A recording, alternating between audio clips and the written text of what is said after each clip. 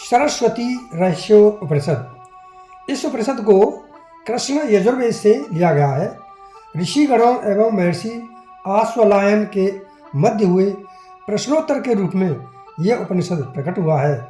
इसमें महासरस्वती का तात्विक स्वरूप विवेचित किया गया है। सर्वप्रथम तत्वज्ञान के साधनभूत 10 श्लोकी सरस्वती विद्या का उल्लेख है। तत्पश्चात 10 श्लोकी विद्या के ऋषि देवता छंद आदि का प्रतिपादन है। पुनः 10 श्लोकों के अलग अलग ऋषि देवता एवं छंद का क्रमशः वर्णन किया गया है। इसके बाद क्रमशः माँ सरस्वती की प्रार्थना, भगवती सरस्वती का ब्रह्मत्व, प्रकृति तत्व एवं पुरुष तत्व निरूपण, माया को वशीभूत करने वाली भगवती का ईश्वरत्व विवेचन, माया की आवरण एवं विशेष 2 शक्तियों की उद्भावना, जीव का स्वरूप, आवृत्ति यानी आवरण के नाश से भेद का नाश, दृश्य जगत में ब्रह्म एवं प्रकृति के अंश का विवेचन, ब्रह्मांश में समाधि का विधान, 6 प्रकार की समाधियाँ तथा अंत में निर्विकल्प साक्षात्कार की स्थिति वर्णित की गई है। इस उपनिषद विद्या के ज्ञान से मुक्ति की प्राप्ति निस्संदेह बताई गई है। अब आगे मंत्रों में बताया है, एक बार समस्त ऋषिगणों ने भगवान आश्वलायन के समीप पहुंचकर विधि विधान से उनकी पूजा की। इसके बाद नम्रतापूर्वक हाथ जोड़कर प्रश्न किया, हे भगवान, जिस ज्ञान के द्वारा तत् पद के अर्थ स्वरूप परमात्म तत्व का सम्यक रूप से साक्षात्कार होता है, उस ज्ञान को किस उपाय के द्वारा प्राप्त किया जा सकता है? आपको जिन देवी शक्ति की उपासना के द्वारा तत्व ज्ञान की प्राप्ति हुई है, कृपा करके उसे बतलाने का अनुग्रह करें। समस्त ऋषियों का समाधान करते हुए भगवान आश्वलायन ने कहा, हे मुनिगणों, ऋग्वेद की 10 ऋचाओं के साथ बीज मंत्र मिश्रित माँ सरस्वती के 10 श्लोकों के द्वारा निरंतर स्तुति एवं जप करते हुए हमने प्रसिद्धि प्राप्त की है। तदनंतर ऋषियों ने पुनः प्रश्न पूछा, श्रेष्ठ व्रत का अनुष्ठान संपन्न करने वाले हे मुनीश्वर, आपको किस प्रकार और किस ध्यान के माध्यम से यह सारस्वत मंत्र प्राप्त हुआ, जिसके माध्यम से माता महासरस्वती प्रसन्न हुई? कृपा करके वो उपाय बताने का अनुग्रह करें। प्रसिद्ध मुनि आश्वलायन ने कहा, हे ऋषिगणों, इस श्री सरस्वती 10 श्लोकी महामंत्र का ऋषि मैं आश्वलायन ही हूँ। छंद अनुष्टुप तथा देवता श्री बागेश्वरी हैं। बीज मंत्र यद्वांग है। देवी वाच ही इसकी शक्ति है। प्रणव देवी कीलक है। इसका विनियोग श्री बागेश्वरी देवता के प्रीत्यर्थ किया गया है।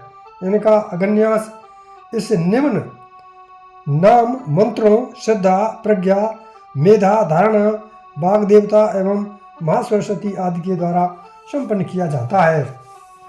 जिन भगवती सरस्वती देवी का स्वरूप वेदांत शास्त्र का अर्थभूत एकमात्र ब्रह्म तत्व ही है और जो भिन्न भिन्न नाम एवं रूपों से जानी जा रही है, वे माता सरस्वती मुझे पूर्ण संरक्षण प्रदान करें। चारों वेद एवं उनके अंग उपांगों में जिन एक ही देवता की स्तुति होती है और जो पर ब्रह्म परमेश्वर की एकमात्र अद्वैत शक्ति रूपा हैं, ऐसी वे माता सरस्वती देवी हम सभी को संरक्षण प्रदान करें। पाव का नह इस मंत्र के दृष्टा ऋषि मधुच्छंदा हैं। छंद गायत्री है, देवता सरस्वती हैं। इस मंत्र का बीज शक्ति एवं कीलक तीनों ही श्रीम हैं। कामना सिद्धि के लिए इस मंत्र का विनियोग किया जाता है। इस मंत्र के द्वारा ही अगन्यास भी किया जाता है, जो समस्त साधकों को पवित्र एवं पुरस्कृत करने वाली हैं, जो अन्नादि से समर्थ एवं कर्मादि के द्वारा मिलने वाले धन की प्राप्ति में कारण स्वरूपा हैं। वे माता सरस्वती देवी हमारे यज्ञ में उपस्थित रहकर यज्ञ कार्य को पूर्ण तक पहुंचाने में सहयोगी बने। जो देवी सरस्वती अंतर्यामी रूप से तीनों लोकों को नियंत्रित करती हैं, जो रुद्र एवं आदित्य आदि देवों के रूप में प्रतिष्ठित हैं, वे माता सरस्वती देवी हम साधकों की संरक्षण प्रदान करें। नदी के रूप में प्रादुर्भूत हुई माता सरस्वती अपने प्रभाव रूपी कार्य के द्वारा अपने में समाहित अपार जल राशि का परिचय कराती हैं। वे ही माता सरस्वती अपने देव स्वरूप से सभी तरह की कर्तव्य परक प्रज्ञा बुद्धि को जागृत करती हैं, जो अंतर्दृष्टि संपन्न समस्त प्राणी वर्ग के लिए भिन्न भिन्न रूपों में व्यक्त होकर अनुभवगम्य हो रही हैं।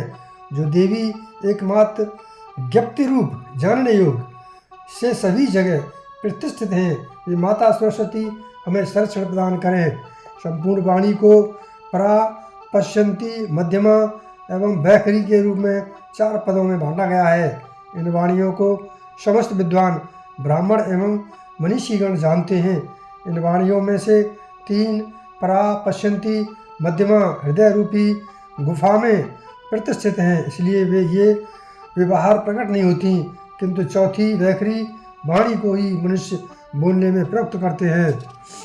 आगे के मंत्र में बताया है, जिन देवी सरस्वती को योगीजन ब्रह्म विद्या रूप में जानकर समस्त बंधनों से मुक्त हो जाते हैं तथा जिस सन्मार्ग के द्वारा पूर्णता की परम अविनाशी पद की प्राप्ति होती है, वे देवी सरस्वती हम सभी को संरक्षण प्रदान करें। जिन माता सरस्वती में ब्रह्म ज्ञानीजन इस नाम रूपात्मक संपूर्ण माया जाल को आविष्ट करते हुए सतत उन्हीं का चिंतन करते हैं, ब्रह्म रूप से संपन्न वे माता सरस्वती देवी हम सभी को संरक्षण प्रदान करें।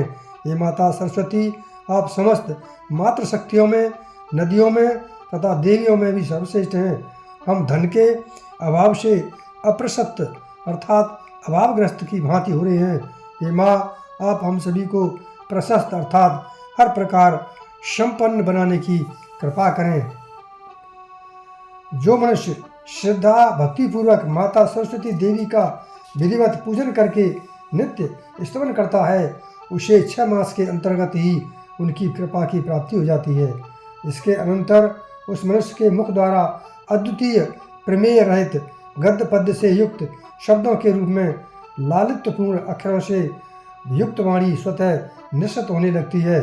माता सरस्वती की कृपा पात्र भक्ति कवि प्रायः दूसरों के द्वारा बिना श्रवण किए ही आर्ष ग्रंथों के अभिप्राय को जानने में समर्थ हो जाता है। ये ब्राह्मणों, ऐसा दृढ़ विचार माता सरस्वती देवी ने स्वतः ही अपने श्रीमुख से कहा था।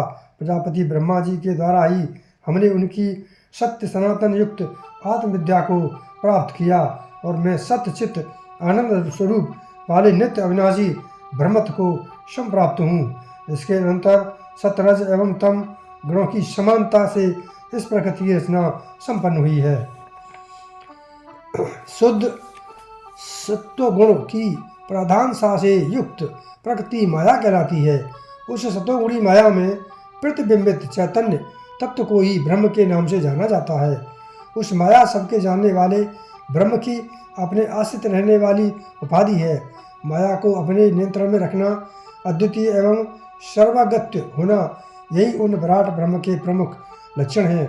समस्त लोकों के साक्षी रूप होने तथा समष्टि रूप एवं 7वें गुण से युक्त होने के कारण वे ब्रह्म जगत की संरचना करने, न करने और उससे भी भिन्न कार्य करने में पूर्ण समर्थ हैं। इस कारण सर्वगत्य आदि गुणों से संपन्न वह चैतन्य तत्व ईश्वर रूप कहा जाता है।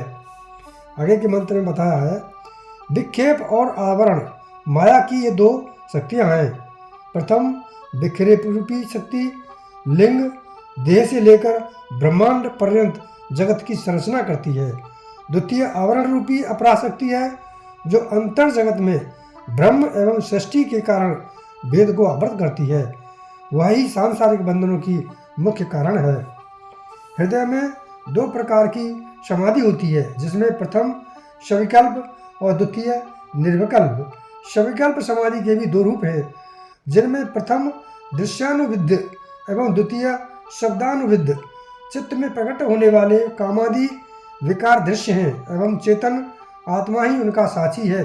ऐसा ही चिंतन करना चाहिए। यह दृश्यानुविद्ध सविकल्प समाधि है, मैं संग रहित सत्य चित आनंद स्वरूप प्रकाश स्वरूप दैत रहता हूँ। ऐसी संकल्प समाधि शब्दानुविद्ध कही जाती है। आत्मानुभव किए जाने वाले रस के आवेशवश दृश्य एवं शब्द की उपेक्षा करने वाले साधक के हृदय में निर्विकल्प समाधि की स्थिति बन जाती है। उस समय साधक यानी योगी की स्थिति वायु रहित दीपक के सदृश अविचल बनी रहती है। यह निर्विकल्प एवं सविकल्प समाधि हृदय में प्रतिष्ठित है। इसी प्रकार शरीर से बाहर अन्य किसी वस्तु विशेष के प्रति लक्ष्य करके चित्त में एकाग्रता होने पर समाधि लग जाती है। प्रथम समाधि दृष्टा दृश्य के विवेक द्वारा होती है। द्वितीय तरह की समाधि वह है जिसमें प्रत्येक वस्तु के द्वारा उसके नाम एवं रूप का पृथक्करण तथा उनके अधिष्ठानभूत चैतन्य तत्व का ध्यान किया जाता है। तीसरी समाधि पूर्व की भांति ही कही गई है। इस समाधि में सर्वत्र व्यापक चैतन्य रस की अनुभूति से प्रकट हुए आवेश द्वारा स्तब्धता की स्थिति हो जाती है। इन 6 तरह की समाधियों के साधन में ही सतत अपना जीवन व्यतीत करना चाहिए। अंतिम श्लोक में बताया है, देहाभिमान के समाप्त हो जाने के बाद ही परमात्मा ज्ञान प्रकट होता है। इस श्रेष्ठ ज्ञान के प्रादुर्भूत होने के पश्चात मन जहाँ जहाँ गमन करता है वहाँ वहाँ ही वह मन श्रेष्ठ अमर तत्व के अनुभव से अनंत होता है। उस समय सभी तरह के संशय समाप्त हो जाते हैं और हृदय की ग्रंथियाँ स्वयं खुल जाती हैं। उस कला विहीन एवं कला युक्त ब्रह्म का साक्षात्कार हो जाने के पश्चात मनुष्य के समस्त कर्मों का क्षय हो जाता है। जो भी मुझ में जीवत्व एवं ईश्वरत्व के भेद कल्पित हैं वे यथार्थ नहीं है, ऐसा जो भी जान लेता है वास्तव में वही पुरुष मुक्त है। इसमें तनिक भी संशय नहीं करना चाहिए। ऐसा ही यह श्रेष्ठ उपनिषद है। इस प्रकार यह उपनिषद यहीं समाप्त होता है। नमस्कार।